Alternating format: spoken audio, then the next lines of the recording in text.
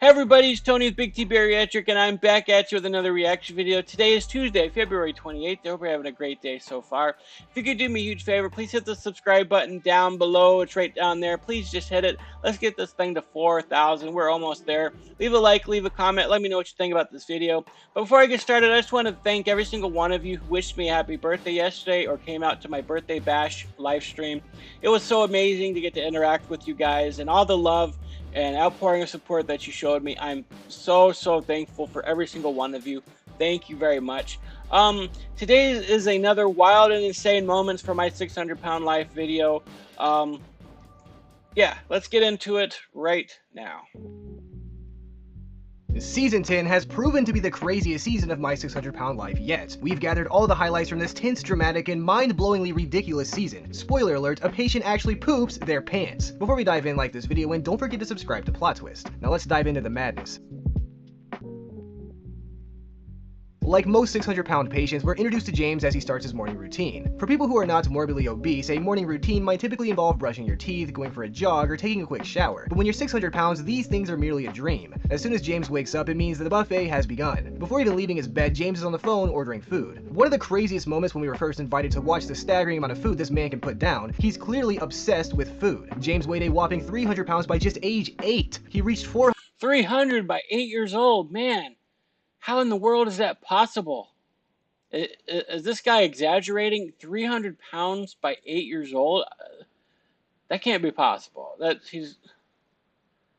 gonna have to watch this episode. 450 pounds by the age of 15, and he blames his mother and her authentic Caribbean cooking. James orders a breakfast that could easily serve a family of 10. The first scene is very authentic Caribbean cooking led you to be 300 pounds by age 8? You must have been eating an insane amount of food. Like, man, when you're that young, you have a fast metabolism. So I have no idea how he gained that amount of weight. very eye-opening. He treats gaining weight like an Olympic sport, and he's clearly going for gold at every meal. And a slice of, let me get a slice of ham. 2 of them. Okay. Is that all? Yes. But once I place an order, I get anxious, even though the food don't take long. And I remember reacting to this one. This guy put down a lot of food. It's nuts. once I get here, it's the best part of my day because I love to eat. And I'm ready to go, you know?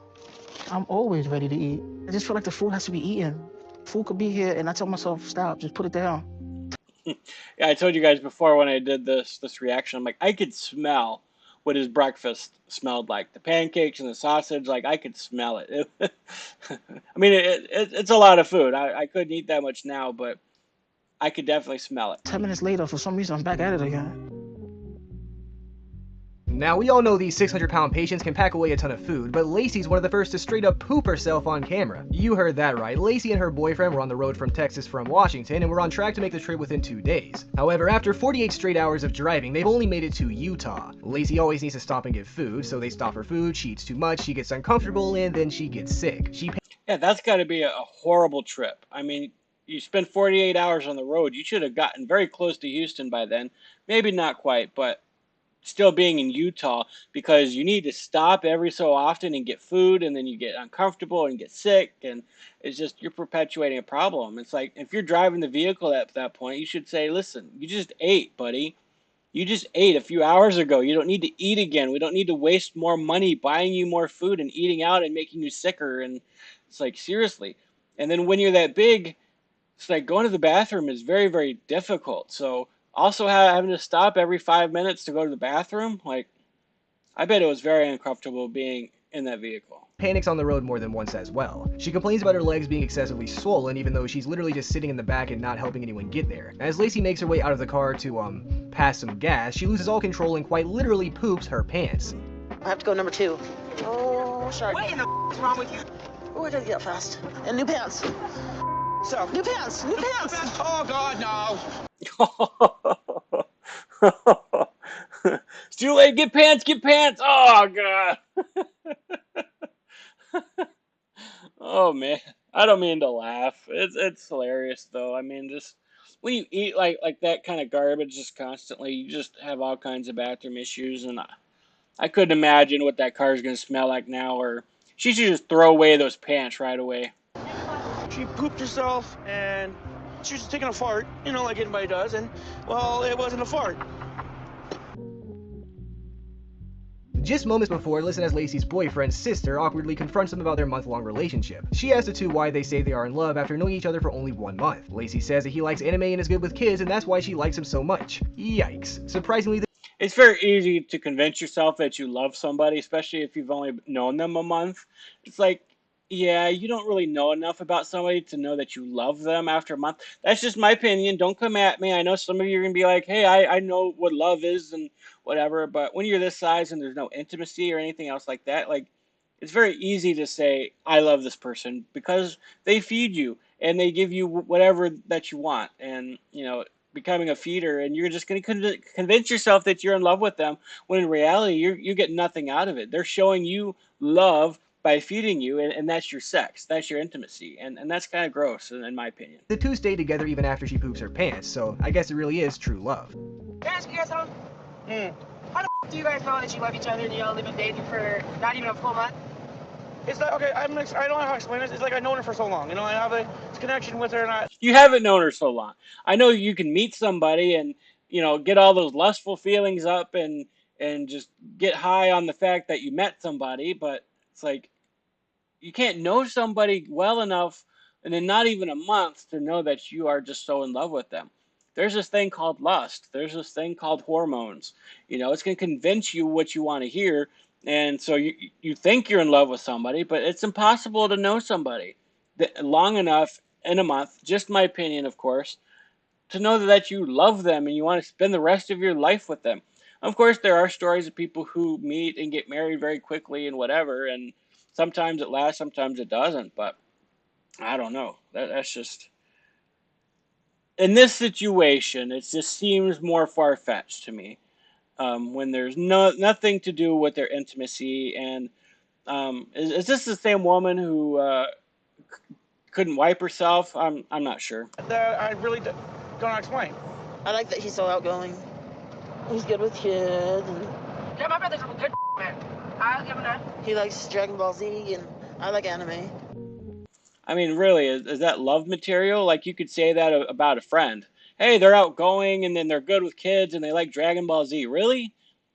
That's all you can say about how you know you love this person? Like, that sounds like a good friendship to me, like, especially if there's no intimacy there. Ryan's childhood and adolescent trauma was one of the craziest we've heard in all of My 600 Pound Life's history. Ryan mistakenly thought his stepdad was his real dad all of his life, and when he found out that he was not, he was heartbroken. But it made sense as to why his stepdad never treated Ryan like he was his own son. Now, Ryan was heartbroken for two reasons. Both of his dads didn't care about him. Ryan packed on weight because he was depressed and thought nobody cared about him at all. Things got worse when his stepdad kicked him out. He went to live with his grandparents, who he loved, and his grandfather died suddenly one day. Ryan then developed addictions other than junk food and turned to cocaine and pills. He was only in high school when all this happened. He was then I mean, yeah, there's a lot of people who turn to substances when they grow up and they don't feel love, they don't feel supported, they don't feel cared about, they've been neglected, and you have a dad who doesn't care about you and treats you like you're not his, and then you have another person you think is your dad, you find out isn't your dad, and that could be heartbreaking. And just growing up without that love, you're definitely going to turn to substances. Most likely. I'm not going to say definitely, so I scratched that. I didn't mean definitely. But a lot of people turn to substances to help them cope with that. That's a lot of the trauma that leads to obesity and other things like that. Is, you know, food is a substance. And they said that he turned to cocaine and other substances. So for me, I grew up like that with that trauma. I was mentally, physically, and sexually abused and neglected and all that stuff growing up. My dad was in and out of jail, and you know, it was just a very scary time as a kid. So I learned from very young age that food made me feel good. So I kept turning to food to give me that little twinge of pleasure so that I can feel love. I can feel, you know, accepted and stuff like that. And, you know, a lot of these people say, food is like that warm hug. It's like that embrace. It makes you feel loved and accepted and stuff like that. But really, it's a very toxic relationship that will end up killing you if you don't stop. So I totally understand where he's coming from here. Kicked off with the high school football team when marijuana was found in his locker, and this caused him to spiral, doing more and more drugs. My life has always been a struggle. I never met my birth father. He left my mother, Shortly after my birth, and as far as I'm concerned, all he was a sperm donor, because He was addicted to hard drugs. And he just didn't care to stick around. Yeah, my dad was addicted to hard drugs. I remember times being in the vehicle with him, and he would be smoking crack right in front of me. He'd take me to the drug house with him to pick up drugs, and there was times he was so high, like he was just speeding down the road, just bypassing red lights, wouldn't stop. And there was this one time I almost died because he lost control of the vehicle and started like twisting and turning throughout the road and almost ran right into a ditch. And by the grace of God, he didn't hit that ditch. If he did, I might have not been here right now because I wasn't in a car seat and I was like maybe 6, 7 years old, and I don't even know if I had a seatbelt on at that time. But yeah, I almost died, and yeah, it was a scary time. As if that wasn't crazy enough, did you know Ryan was actually fired from his job for being too fat? After getting kicked off of his football team, Ryan was trained to be a welder. The only problem? He couldn't find any work as a welder. He was never steadily employed, and his friend a few states away offered him a job in Montana, where he left to go live with his friend and his wife. Ryan got a good steady job working in a call center, and things were going great. However, he soon fell victim to his old habits and started to binge eat yet again. His weight steadily ballooned past. I mean, yeah, that's part of the problem with me finding a job. I was talking about this on my live stream last night. Is I can't seem to find a job right now. I'm filling out as many applications as I can. I don't get a call back or nothing, and me being able to go out and find a job where I have to stand on my feet, I can't do that right now. I'm still not able to do that. And finding another kind of job is like having ADHD and other things. It makes it difficult. I'm trying to work right now. I do a lot of writing for legal companies. Like I write legal pages for lawyer websites and stuff like that. But the work isn't consistent. So there's a lot of months, like right now, I haven't worked in 2 weeks because the work hasn't been there. So I've been trying to find other work and other jobs without success. The economy's strange right now. There's people who are hiring and other people who aren't. And I go on Indeed and fill out a bunch of applications. But for somebody our size, like it's very difficult to find stable, steady work because it is possible to be too big. Past 600 pounds and he was getting too big to function. His boss approached him and told him that he was way too fat to work and that he was immediately fired until he could return back to his original weight when he was first hired. When one day I was at work and my boss came to me and told me I was too fat to work for him and I couldn't come back to work until I got my weight back closer to where it was when I started. And I felt like I just got punched in the guts. I mean, yeah, that's devastating to be told you're too fat to work, you're going to lose your job. It's like, man. I mean, isn't there some sort of law against discrimination like that? But, I mean, if you can't handle the job, like I can see both sides of it, really.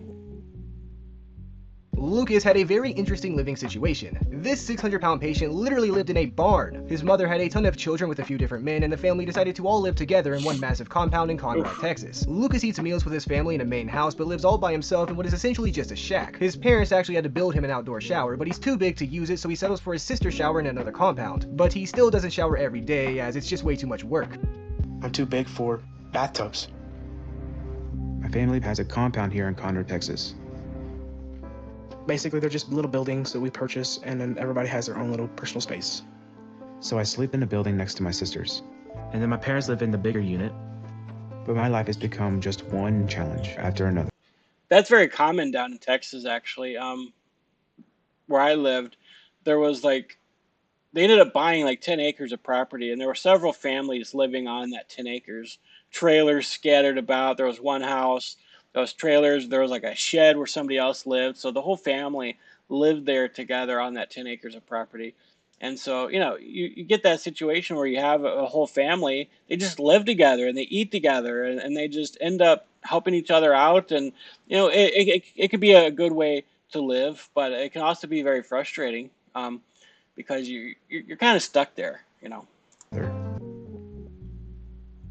Weighing in at 607 pounds, Nathan has accumulated a massive growth between his legs that is only getting worse over time. Due to his rapidly declining health, his wounds stay open on his leg and leak out body fluid all day long. He can barely get himself clean in the shower. He admits to needing his wife to help him as much as she can. In fact, she does such unspeakable things that Nathan doesn't even mention them on camera. He admitted that he does shower every day, an impressive feat for anyone over 600 pounds, but the wounds continue to stay infected and even need to be covered with bandages every day since they actively leak body fluids. He spends all day tending to these gross wounds. After a long day of caring for Nathan, Yeah, I mean, it's like how rock bottom can you be, right? You have a constant infected sore on your leg that leaks body fluid and does not heal. I mean, it's like, is there a wake-up call greater than that? Other than the fact that I remember this guy. He couldn't sleep, he couldn't sit up, he couldn't do whatever because like everything hurt.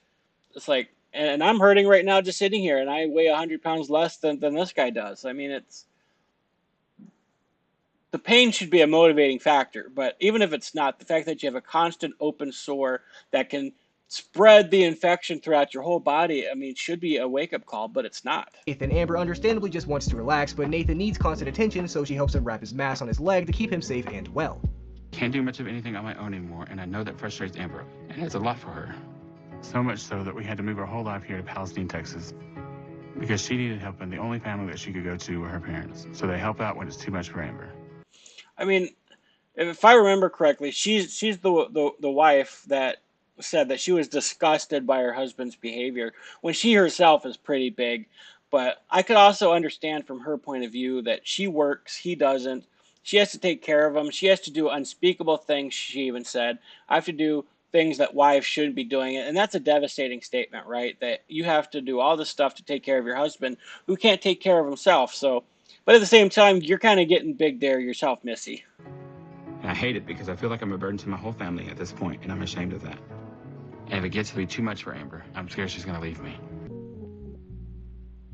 We've saved the craziest for last. With the stress of car troubles, exhaustions, and bottomless hunger all compounding, Sharon blows up on Lacey. Sharon calls Lacey ugly and tells Lacey she has an ugly personality. She did so because Lacey asked her how she was going to handle Dr. Now's tough love. Sharon yells at Lacey and tells her to grow up. Lacey needed a minute to herself, and Sharon snaps back and yells that she's 36 and needs to grow up. Eat and cry, all you do is eat and cry. Lacey whines about being all you do is eat and cry.